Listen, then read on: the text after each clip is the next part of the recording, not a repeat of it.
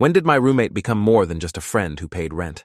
My mother called on a Friday afternoon while I was reviewing quarterly reports, her voice dripping with that particular brand of concern that meant she'd already made decisions about my life without consulting me. "Elliot, we're having Thanksgiving dinner at the house this year, and Aunt Beverly is bringing her daughter Stephanie. You remember Stephanie, don't you?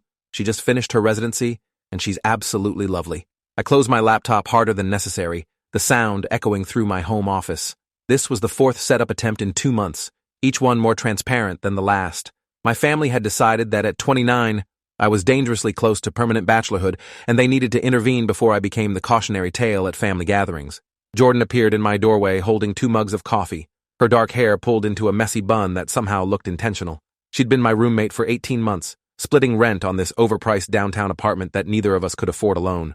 She mouthed, "Your mom?" And I nodded miserably, while my mother continued describing Stephanie's accomplishments in excruciating detail. Jordan set my coffee down and started to leave, but I grabbed her wrist without thinking, a desperate idea forming. She raised her eyebrows questioningly, and I made an exaggerated pleading face that made her bite back a laugh. My mother was still talking about Stephanie's volunteer work in Guatemala when I interrupted. "Actually, Mom, I'm bringing someone to Thanksgiving. My girlfriend Jordan." The silence on the other end was deafening. Then my mother's voice came back, higher and sharper. "Girlfriend? Since when do you have a girlfriend? Why haven't you mentioned her before?" Jordan's eyes went wide, and she started shaking her head frantically, mouthing, "What are you doing?" But I was committed now. We've been keeping it quiet, didn't want to make a big deal until we were sure it was serious. But it's serious now, so I wanted you to meet her. My mother's tone shifted immediately from suspicious to delighted. "Oh, Elliot, that's wonderful. I can't wait to meet her. Does she have any dietary restrictions? What does she do for work?" I looked at Jordan, who had her face buried in her hands, shoulders shaking with either laughter or horror, possibly both. After I hung up, Jordan lowered her hands and stared at me with an expression I couldn't quite read. "Did you just tell your mother I'm your girlfriend?" Her voice was carefully neutral, the same tone she used when our upstairs neighbor played drums at 3 a.m. I panicked. She's been setting me up with random women for months, and I couldn't take another dinner pretending to be interested in someone's niece who collects decorative spoons or whatever. Jordan walked over to the window, looking down at the street below. "So, your solution was to drag me into your family drama?" There was an edge to her voice that made me realize I'd crossed a line without asking permission. "I'm sorry. That was completely out of line. I shouldn't have volunteered you without asking first. I'll call her back and tell her we broke up." Jordan turned around, leaning against the windowsill. "How bad are these setup attempts?" I groaned and pulled up my phone, showing her the last text from my aunt with a photo of her dental hygienist attached. "This is Carolyn. She loves hiking and has her own condo." Jordan snorted, scrolling through more messages. "Your family is relentless." She handed my phone back and crossed her arms, thinking, "Okay, here's the deal. I'll do it. But you owe me. Big time." Relief flooded through me so fast I felt dizzy. "Anything. I'll take your trash duty for 6 months. I'll finally fix that leaky faucet in your bathroom. I'll alphabetize your ridiculous spice collection." She held up a hand to stop me. "We'll figure out payment later. Right now, we need to get our story straight because your family is going to have questions." We spent that evening sitting on the living room floor with Chinese takeout containers spread between us, constructing our fake relationship history. Jordan had her laptop open, typing notes like she was preparing for a trial. "Okay, how did we meet? And don't say we're roommates who decided to date, that's weird." I thought about it, remembering the actual day we'd met 18 months ago. We could say we met at that coffee shop on 5th, the one with the terrible art on the walls. That's true, technically. You were interviewing for the room, and we got coffee first. Jordan nodded, typing. "Good. Specificity is important. What date?" I pulled up my calendar, scrolling back. "September 14th, 2 years ago. You were wearing a green jacket and you ordered a cappuccino with extra foam." Jordan looked up from her laptop. "You remember what I was wearing?" The question hung in the air strangely. I did remember, could picture that whole afternoon with perfect clarity. How she'd laughed at my joke about the painting of dogs playing poker. How she'd noticed the book I was reading and mentioned she'd loved that author. How I'd immediately hoped she'd take the room because she seemed like someone I'd actually want to live with. "You made an impression?" I said finally. "The last person who looked at the room wanted to know if they could keep reptiles. Plural." Jordan smiled at that. "So, September 14th, coffee shop, green jacket. When did we start dating?" "We decided on 3 months ago, which gave us enough history to seem legitimate, but not so much that my family would be hurt I'd hidden it longer." "First kiss?" Jordan asked, and I felt my face get hot for reasons I couldn't explain. "We could say it happened after that Thai place opened down the street, the one we went to opening night." Jordan was quiet for a moment. That was a good night. It had been a good night. We'd waited an hour for a table, ended up at the bar drinking overpriced cocktails and laughing about our respective terrible days at work. Jordan had lost a major client, and I'd accidentally sent an email meant for my friend to my entire department. By the end of the night, my face had hurt from smiling, and I'd forgotten why I'd been stressed in the first place. "So we're saying the fake first kiss happened then?" Jordan was looking at me with an odd expression. Yeah, that works. She typed something into her notes. Your family is going to ask about the relationship, what we like about each other, that kind of thing. We should probably have answers ready. This felt dangerous somehow, like we were approaching something that should stay unexamined. You go first, I said. Jordan set her laptop aside and leaned back against the couch. Okay, I like that you're genuinely kind to people even when they don't deserve it. Like how you always chat with that homeless guy outside the bodega and you don't act like it's charity, you just treat him like a person. I like that you're good at your job, but you don't make it your whole personality. I like that you know when I've had a bad day without me having to say anything, and you just make coffee and let me decompress. She paused. I like that you laugh at my terrible jokes even when they're not funny. My chest felt tight listening to her list these things, realizing she'd been paying attention to details I didn't think anyone noticed. Your turn, she said. I tried to organize my thoughts into something coherent. I like that you're the most competent person I know, but you're never condescending about it. I like that you care deeply about things, but you pretend not to, so people won't think you're soft. I like that you always buy the expensive coffee, even though we're both broke, because you say life's too short for bad coffee. I like that you sing in the shower and you think I can't hear you, but I can. And it's always songs from musicals that you claim to hate. Jordan's expression had shifted into something I couldn't read. I like that you're honest, I continued, even when it would be easier to lie. I like that you remember small things people mention once and then bring them up months later. I like that you make me want to be home instead of finding reasons to stay late at work. The silence after I finished felt heavy with something unspoken. Jordan picked up her laptop again, not meeting my eyes. That's good. That sounds real. Her voice was slightly rough. We should practice being physically comfortable with each other. Your family will expect casual affection. This felt like an even worse idea than the fake dating plan itself, but she was right. My mother would absolutely notice if Jordan flinched away when I touched her. Okay, like what? Jordan stood up and held out her hand. Start simple. Hold my hand. I took her hand and something electric shot up my arm. Her hand was warm and smaller than mine, fingers interlacing naturally. We'd never held hands before, despite living together for 18 months. It felt simultaneously foreign and completely right. See? Not weird, Jordan said, but her voice betrayed her. It was a little weird, or maybe weird wasn't the right word. Significant, maybe. We practiced for the next week, adding layers of casual affection that we'd supposedly developed over 3 months of dating. Jordan would lean against me while we watched television, my arm around her shoulders fitting like it had always belonged there. I'd rest my hand on the small of her back when we walked to the coffee shop, feeling the warmth of her skin through her shirt. She'd play with my hair absently while we sat on the couch reviewing our story, and I'd have to concentrate on not closing my eyes at the sensation. Each touch felt like learning a language I'd been speaking without realizing it, giving name to things that had been happening in the margins of our friendship. The night before Thanksgiving, Jordan appeared in my doorway, wearing a dark blue dress I'd never seen before, her hair down in waves, makeup subtle, but noticeable. Does this work for meeting your family? She did a small turn, and I forgot how to form words for a second. The drive to my parents' house took 2 hours, and Jordan spent most of it quizzing me on family members. Your sister is Natalie. She's married to Gregory. They have twins named Oliver and Ivy, who are 6. Your brother is Simon. He's engaged to Amanda. Wedding is in April. Your dad is William. Your mom is Patricia. Aunt Beverly is your mom's sister. Uncle Lawrence is your dad's brother. She had everyone memorized from the family tree I'd drawn her, complete with notes about topics to avoid and safe conversation starters. You didn't have to study like this is a final exam, I said, watching her highlight another note. I want to make it convincing. Besides, I like being prepared. She looked over at me. Are you nervous? I was terrified, but not for the reasons she probably thought. Somewhere in the last week of practicing couple behavior, something had shifted in how I saw Jordan. Or maybe nothing had shifted, and I was just finally admitting what had been there all along. My mother opened the door before we'd even made it up the walkway, her face bright with excitement and curiosity. Elliot! And you must be Jordan, oh honey, you're even prettier than I imagined. She pulled Jordan into a hug that lasted several seconds too long, while my father appeared behind her with a more measured smile. Let them inside, Patricia. They just got here. My mother released Jordan and ushered us into the house, already peppering her with questions about the drive and whether she wanted wine or coffee or tea. Jordan handled it perfectly, warm but not over-eager, answering questions with enough detail to seem genuine without over-explaining. My sister Natalie emerged from the kitchen, took one look at Jordan, and shot me a glance that said we'd be having a private conversation later. So you're the mysterious girlfriend we've heard nothing about, Natalie said, shaking Jordan's hand. I can't believe Elliot kept you secret for 3 months. Jordan laughed easily, slipping her hand into mine in a gesture that felt more natural than it should. He wanted to make sure I wasn't going to run screaming before subjecting me to the full family experience. That got a genuine laugh from my father. Smart man. This family can be a lot. The afternoon unfolded better than I'd dared hope. Jordan charmed my mother by complimenting her cooking and asking for recipes, engaged my father in a lengthy discussion about architecture that revealed she'd been paying attention during my rants about building design, and won over the twins by actually playing with them instead of just patting their heads and retreating to the adult conversation. I watched her across the room at one point, crouched down showing Ivy something on her phone while Oliver hung over her shoulder, and felt something click into place in my chest. My mother materialized beside me. "She's wonderful, Elliot. Don't mess this up." Dinner was going smoothly until the doorbell rang. My mother's face did something complicated and guilty as she stood up. "That must be Beverly and Stephanie. I told them to stop by for dessert." My stomach dropped. Jordan's hand found mine under the table, squeezing once in reassurance. Aunt Beverly swept in trailing perfume and enthusiasm, her daughter Stephanie following with a polite smile that didn't reach her eyes.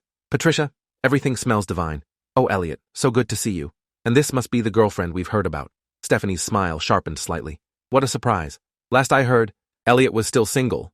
There was something pointed in how she said it, and I recognized her type immediately. Someone used to getting what she wanted and displeased at finding the goalposts had moved.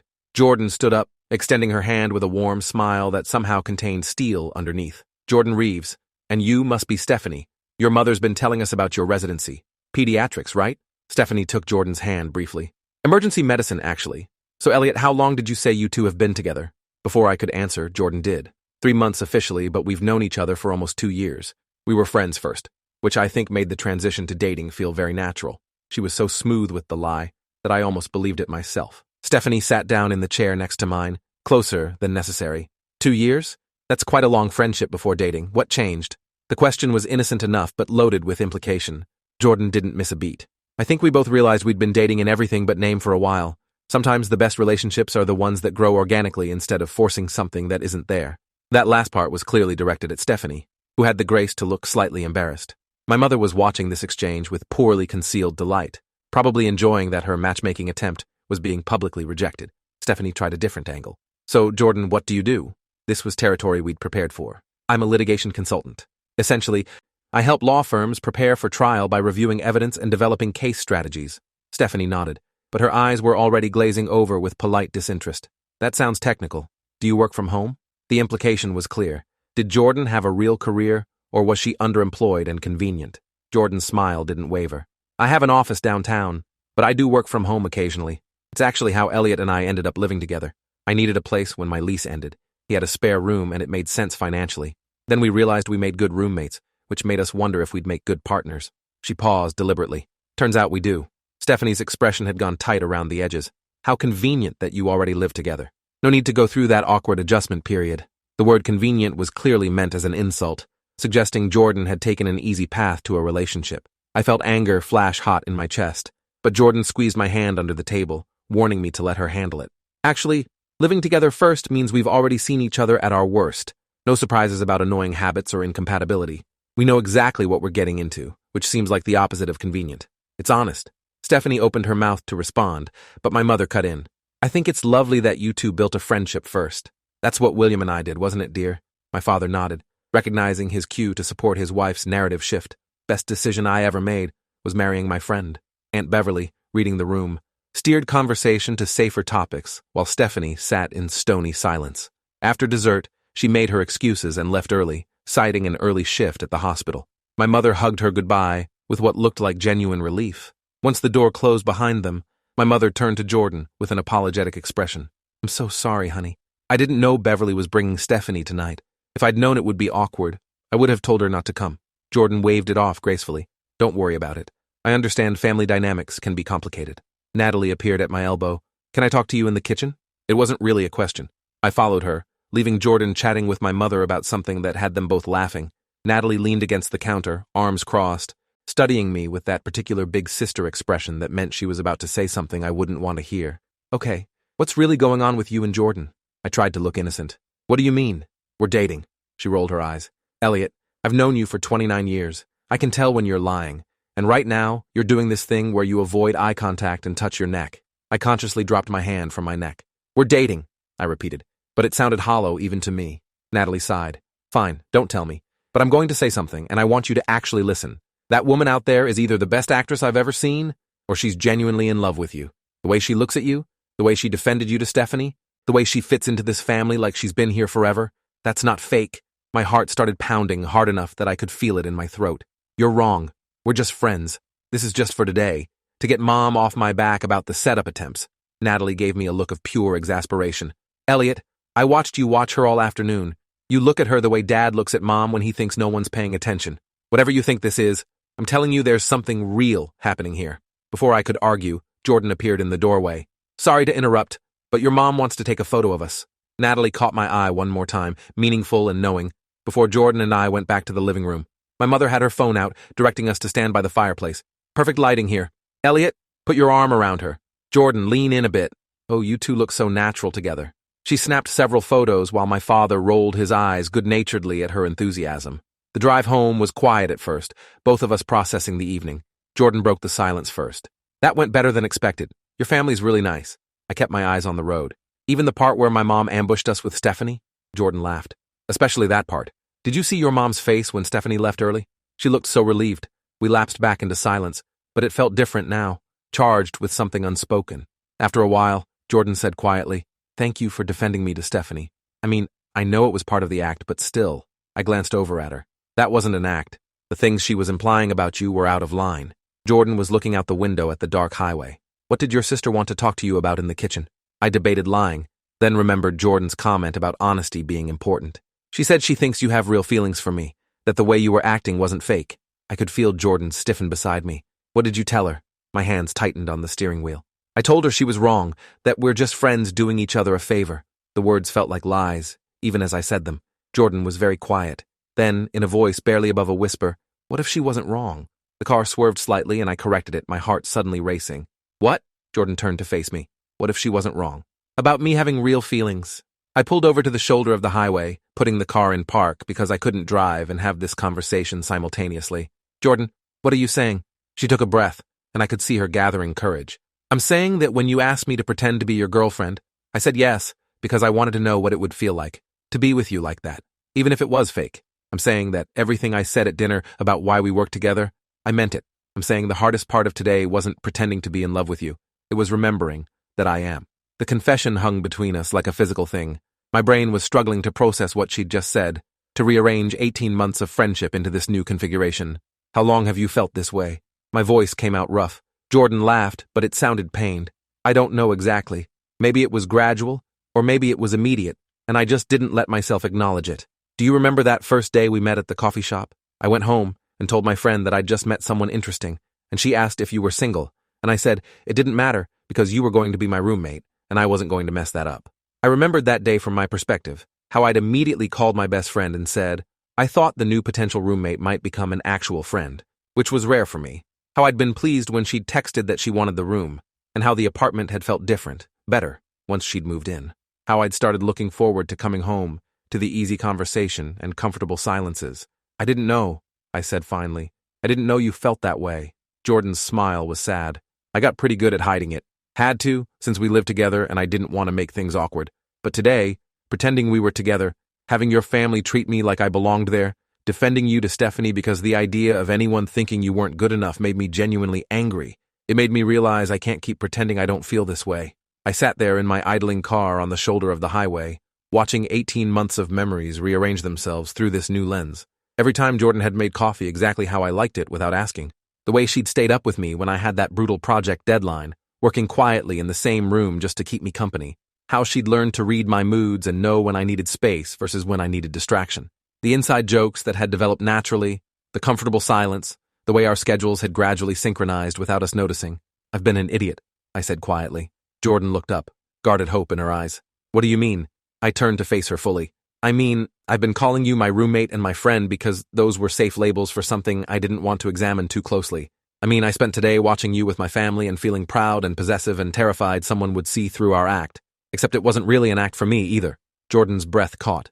Elliot, what are you saying? I reached over and took her hand, the gesture as natural now as breathing.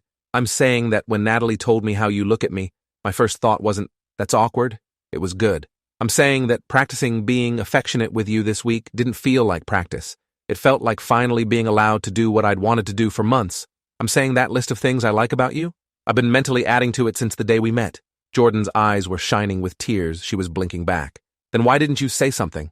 I laughed, the sound slightly hysterical. Because you're my roommate and my friend and I didn't want to risk losing that. Because I convinced myself what I felt was platonic when it clearly wasn't. Because I'm apparently really good at lying to myself. We sat there holding hands in my parked car, the headlights illuminating the empty highway ahead. "So what happens now?" Jordan asked. I thought about my mother's warning not to mess this up, about Natalie's knowing look, about Stephanie's obvious jealousy. I thought about coming home to an empty apartment versus coming home to Jordan. I thought about the difference between having a roommate and having a partner, and realized the line between those things had blurred months ago without me noticing. "Now," I said, "we stop pretending this is fake." I pulled back onto the highway, but kept hold of Jordan's hand. She laced her fingers through mine, and something that had been tense in my chest finally relaxed. "Your family is going to be insufferable about this," Jordan said. "They're going to claim they knew all along." I laughed. They probably did. We're apparently not subtle. When we got back to the apartment, everything looked the same, but felt different. Jordan kicked off her heels and headed to her room to change, and I stood in the living room feeling unmoored. She emerged a few minutes later in sweatpants and an old t-shirt, hair pulled back, makeup washed off. She looked more beautiful than she had all day. "So," she said, "do we talk about logistics? Like, do you want me to move out? Find a different place? I don't know what the protocol is for when roommates start dating." The thought of Jordan leaving made my stomach drop. "I don't want you to move out, unless you want to." She shook her head. "I don't want to, but dating while living together seems complicated." I moved closer to her. "More or less complicated than living together while secretly having feelings for each other?" Jordan smiled. "Fair point. Okay, so we're doing this? Actually dating?" I nodded. "Actually dating." She reached up and touched my face, her hand warm against my cheek. "Then I should probably mention that I've wanted to do this for a very long time." She kissed me, soft and tentative at first, then deeper when I pulled her closer. It felt like coming home and discovering something new simultaneously. When we broke apart, Jordan was grinning. "That was better than our fake first kiss story." I laughed. "Way better. We should probably come up with a new story for how we got together." She looped her arms around my neck. "Or we could just tell people the truth. That we were idiots who took way too long to figure out what everyone else apparently already knew." My phone buzzed with a text. I ignored it, but Jordan reached into my pocket and pulled it out. "It's from your mom." She showed me the screen. The text contained one of the photos from earlier, Jordan and I by the fireplace. I had my arm around her and she was leaning into me, both of us smiling at something off camera.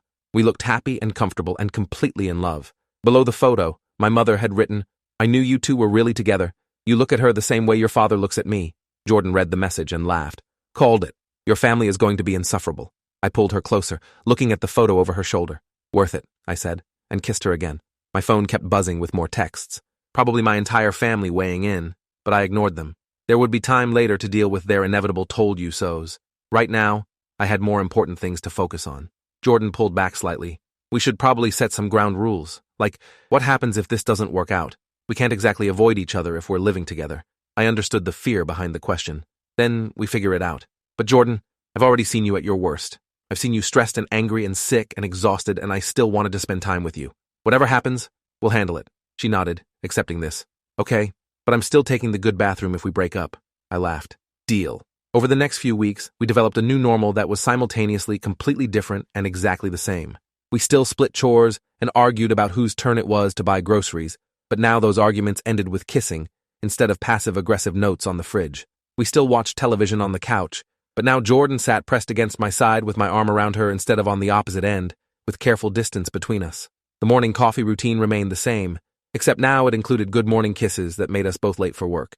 My family group chat exploded with messages ranging from my mother's delight to my brother's sarcasm about how long it took me to figure out something obvious. Natalie sent a private text. "Told you so. You owe me $20. I sent back a middle finger emoji, but I also sent the money because she'd been right. The first real fight happened 3 weeks after Thanksgiving, about something stupid and domestic that spiraled into actual hurt feelings. Jordan thought I was being passive-aggressive about her leaving dishes in the sink, and I thought she was being dismissive of my legitimate complaint. We ended up not speaking for several hours, both retreating to our separate rooms, and the apartment felt cold and wrong. I'd never hated a fight more in my life, because now we couldn't just avoid each other until things blew over. We lived together. I had to see her eventually. Around midnight, there was a quiet knock on my door. I opened it to find Jordan standing there in her pajamas, looking miserable. "I hate fighting with you," she said. "I hate it too." We stood there for a moment, and then she said, "I'm sorry about the dishes, and I'm sorry I dismissed your complaint. You weren't being passive-aggressive. I was being defensive because I knew you were right." I pulled her into a hug. "I'm sorry I let it turn into a fight instead of just talking to you about it." We stood in my doorway holding each other, and I realized this was what made it real. Not the easy parts, but the hard parts we chose to work through. Christmas brought another family gathering, this time at my brother Simon's place. Jordan had been nervous about it, worried that my family would judge our relationship now that it was real instead of fake. I'd assured her they already loved her, but I understood the anxiety. This was different. Before, if something went wrong, we could just break up the fake relationship and move on. Now the stakes were higher. My mother pulled us aside almost immediately. I have a confession to make. I may have suspected you two weren't actually dating when you came to Thanksgiving. Jordan and I exchanged glances. What gave us away? My mother smiled. Nothing gave you away. You were very convincing. But I know my son, and I know when he's faking something. The thing is, I also saw how you looked at each other when you thought no one was watching. So I figured either you were lying about dating, or you were lying about just starting to date. Either way, I knew something real was happening. Jordan laughed, shaking her head.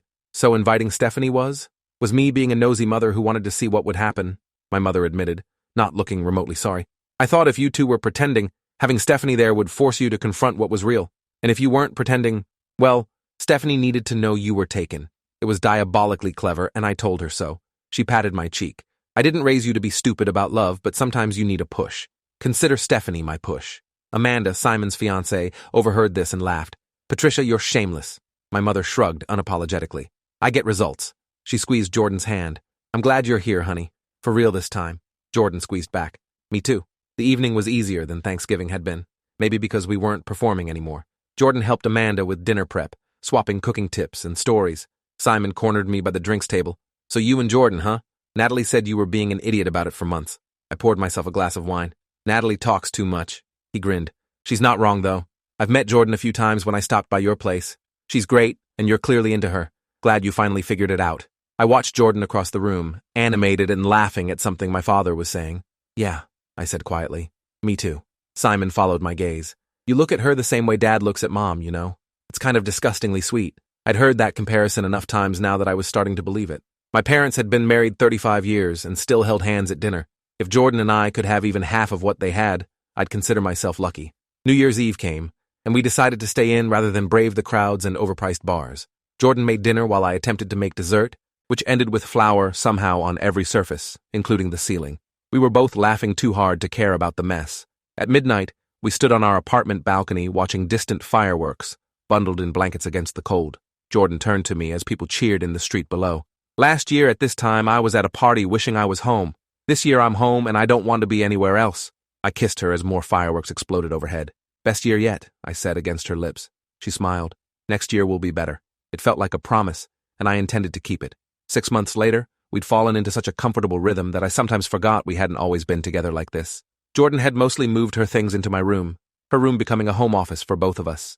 We'd painted the living room a color Jordan picked out, hung photos on walls that had been bare, slowly made the apartment feel less like a temporary space and more like a home. My lease was up in July, and Jordan suggested we look at bigger places. Something with 2 bathrooms, she said. I love you, but I need my own counter space. We spent weekends touring apartments, gradually expanding our search radius. Jordan had specific requirements. Good natural light, updated kitchen, close to public transportation. I had simpler needs, space for both of us, affordable rent, whatever made Jordan happy. We found the perfect place in late June. A 2-bedroom on the 4th floor with huge windows and a balcony big enough for actual furniture. The rent was steep but manageable if we split it, and Jordan's face lit up the moment we walked in. This is it, she said, walking from room to room. This is perfect. I could picture our life in this space. Could see Jordan working in the 2nd bedroom and me cooking in the actual functional kitchen. Could imagine lazy Sunday mornings on that balcony, hosting dinners for friends, building something lasting. We signed the lease that day.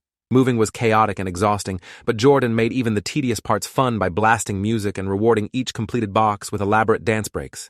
My family showed up to help, my father and brother carrying heavy furniture while my mother directed traffic and Jordan's organizational skills. Natalie cornered me while we were unpacking kitchen boxes. You're going to propose soon, right? I nearly dropped the plates I was holding. What? She rolled her eyes. Elliot, you've been together almost a year. You moved in together officially. You look at her like she hung the moon. When are you going to make it official? I hadn't let myself think that far ahead, worried it was too soon. But Natalie had a point. Jordan and I had basically been building a life together since the day we met. Making it legal felt like acknowledging what was already true. I don't know, I admitted. What if it's too fast? Natalie gave me a look. You've known her for almost 3 years. You've lived together for 2.5. You've seen her sick, stressed, angry, and vulnerable. What exactly are you waiting to find out? She wasn't wrong. I knew Jordan's coffee order and her work schedule and her terrible singing voice. I knew she stress cleaned and got grumpy when hungry and cried at insurance commercials. I knew she was brilliant and kind and funny and occasionally infuriating. I knew I wanted to spend the rest of my life knowing her better. Okay, I said. You're right. I'll think about it. Natalie smiled. Don't think too long. That woman isn't going to wait around forever if you don't lock it down. I started planning quietly, recruiting my mother's help to find out Jordan's ring preferences without being obvious. My mother, delighted to be included, suggested I talk to Jordan's best friend Alexis, who would know exactly what Jordan wanted. Alexis met me for coffee and pulled up photos on her phone. Jordan mentioned once that she hates big, flashy rings, said they get in the way of actual work. She likes simple, classic designs. Also, she has small hands, so nothing too large. She showed me a photo of a ring Jordan had pointed out in a magazine years ago, a simple platinum band with a small, square-cut diamond. It was perfect, understated, and elegant. I bought it 3 weeks later and then spent another month trying to figure out the right way to propose. Every romantic gesture felt too cliché, too performative. I wanted something that felt like us, something real. The opportunity came unexpectedly in September. On a random weeknight when nothing special was planned, we'd made dinner together, the kitchen a comfortable chaos of chopping and stirring and talking about our days. After we ate, we'd migrated to the balcony with wine, watching the sunset paint the sky orange and pink. Jordan was telling me about a case she was working on, animated and engaged, hands moving as she explained complex legal strategy. I watched her talk and thought about that first coffee shop meeting almost 3 years ago, how I'd hoped she'd become my friend, how I'd gotten so much more than friendship without realizing it was happening. Why are you looking at me like that? Jordan asked, breaking off mid-sentence. I set down my wine glass. I was thinking about the day we met, about how I had no idea that meeting you would change everything. Jordan smiled. Getting sentimental in your old age? I pulled the ring box from my pocket where I'd been carrying it for weeks, waiting for a moment that felt right. This moment, unplanned and ordinary and perfect, felt right. Jordan's eyes went wide as I opened the box. I've been calling you my roommate, then my girlfriend, and both those labels are true, but incomplete. I want to call you my wife. I want to build a life with you that we're not just falling into by accident, but choosing deliberately. Jordan, will you marry me? Her hands were shaking as she took the box from me. You're serious. You're actually proposing. I nodded, suddenly nervous that I'd misread things, moved too fast, assumed too much. If it's too soon, we can wait. I just wanted you to know that I'm sure. About you. About us.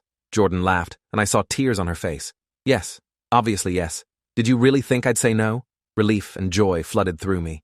I hoped not, but I wasn't completely sure. She kissed me, soft and sweet and tasting like wine and happiness. I'm sure, she said against my lips. I've been sure for a long time. The ring fit perfectly on her finger, and Jordan kept looking at it with wonder, like she couldn't quite believe it was real. We called my mother first, who screamed so loudly I had to hold the phone away from my ear. Then Jordan called Alexis, who revealed immediately that she'd helped pick the ring and had been sworn to secrecy. We spent the rest of the evening on the balcony, planning nothing and everything, talking about what kind of wedding we wanted and where we might buy a house someday and whether we'd have kids. All the small and large decisions that make up a life, discussing them with someone who would be there for all of it. My phone buzzed with a text from Natalie. Mom told me, finally, you're welcome for the advice. I sent back a thank you with several eye-roll emojis. Jordan was scrolling through her own flood of congratulatory messages, smiling at her phone. Your whole family is texting me. Your mom wants to know if she can start planning the wedding. We set a date for the following summer, giving us almost a year to plan. Jordan wanted something small and intimate, just family and close friends, and I wanted whatever she wanted. The wedding planning process revealed new facets of our relationship, like how Jordan got stressed about details and I learned to talk her down from spirals about flower arrangements, how I got overwhelmed by too many choices, and she learned to narrow options for me. We compromised and negotiated and occasionally fought, and through it all I never once doubted we were making the right choice. My mother threw Jordan a bridal shower that turned into my entire family, celebrating her joining us officially. Jordan's parents flew in from California, and watching our families meet and blend made everything feel settled and right. The night before the wedding, I stayed at my brother's place per tradition, while Jordan stayed at our apartment. Simon made jokes about cold feet and last chances to run, but I'd never been more certain about anything in my life. The ceremony was in my parents' backyard on a perfect summer afternoon, surrounded by people who'd watched us figure out what we meant to each other. Jordan walked down the makeshift aisle in a simple dress that took my breath away, her father giving her away with tears in his eyes. We'd written our own vows, and when Jordan started speaking, her voice steady and clear, I had to fight to keep my composure. 3 years ago, I met you in a coffee shop and thought you seemed like someone I'd want to know. I had no idea that knowing you would become the most important part of my life. You've been my friend, my roommate, my partner, and now you're becoming my husband. I promise to keep making you coffee the way you like it, to laugh at your terrible jokes, to support your dreams and challenge you when you're wrong. I promise to build a life with you that's honest and kind and full of love. I promise to be your person in all the ways that matter, for as long as we both shall live. When it was my turn, I looked at Jordan and saw our entire history in her eyes. I thought I was just looking for a roommate when I met you. Turns out I was looking for my future without knowing it. You've made me better in every way that counts. You've taught me what partnership actually means, what it looks like to choose someone every single day and have them choose you back. I promise to be worthy of that choice. I promise to make you laugh when you're stressed, to listen when you need to talk, to give you space when you need it and support when you don't. I promise to love you on purpose, deliberately and completely, for the rest of my life. My voice cracked on the last words, and Jordan squeezed my hands, her eyes shining with tears. When the officiant pronounced us married and I kissed my wife for the first time, everyone cheered, and I heard my mother crying happy tears. The reception flowed into evening, string lights illuminating the yard as people danced and celebrated. My father gave a toast about finding your person and knowing when to hold on tight. Jordan's mother spoke about watching her daughter find happiness with someone who saw and valued all of her. Natalie's toast roasted me gently about being oblivious, before getting sentimental about watching us figure out we belonged together. When Jordan and I danced our first dance as a married couple, she whispered, "Did you ever imagine, that first day we met, that we'd end up here?" I pulled her closer. "No, but I'm really glad we did." She rested her head against my chest. "Best decision I ever made was answering your ad for a roommate," I laughed. "Best decision I ever made was renting to someone I actually liked." We swayed together as the song played, surrounded by everyone who mattered, and I thought about the strange path that had led us here. How a practical arrangement had become a friendship, and a friendship had become a love story. How sometimes the best things in life are the ones you don't see coming. 3 years after that coffee shop meeting, Jordan and I stood in our backyard as husband and wife, and everything finally made perfect sense. Thanks for watching till the end. Make sure to subscribe and like to not miss the next story.